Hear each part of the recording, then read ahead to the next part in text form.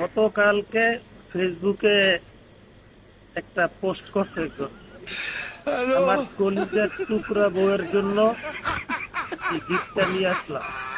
কলিজার টুকরা বউ, আমি ওখানে ওনার ওখানে কমেন্ট করছি যে ভাই, বউ আবার কলিজার টুকরা হয়? হাস্যকর। এই যে গাজীপুরের যে ঘটনা 3 দিন না 4 দিন আগের, পুলিশের বাড়িতে এক বাচ্চার মায়ের ধর্মঘট বিয়ের জন্য, বিয়ের দাবিতে। এই নিউজটা পুরোটা দেখলাম। এই মেয়ের সাথে বিয়ের আগে অন্য জায়গায় যে বিয়ে হয়েছে, বিয়ের আগে এই ছেলের সাথে প্রাইভেটে পরিচয় আছিল এই পুলিশের, তখন সে পুলিশ ছিল না। ও এরপরে তাদের সম্পর্ক ছিল ভালোবাসার সম্পর্ক, হয়তো ওই সময়ও তারা খুব ভালোবাসা আদান প্রদান করছে, বুঝতে তো পারতেছে কি করছে। তো মেয়ের অন্য জায়গায় বিয়ে হয়ে যায়, মেয়ের বাবা মেয়ের বিয়ে দিয়ে দেয় অন্য জায়গায়। বিয়ের পরও ওই মেয়ের সাথে মেয়ের বিভিন্ন জায়গায় নিয়ে আকাম কুকাম করে এই পুলিশ।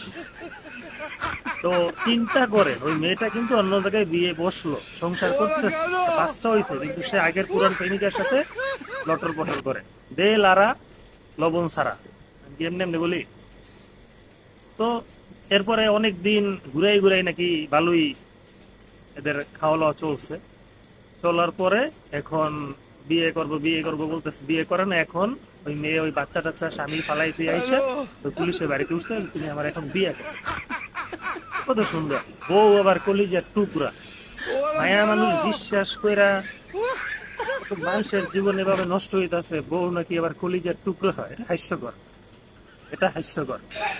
জলপটরি আছে সবগুলাতেই নিয়ে গেছি। আবার যে আনন্দ পার্ক যে রিসোর্টটা আছে ওইখানেও নিয়ে গেছি। সে আমার বলছে যে সে আমার বিয়ে করবে।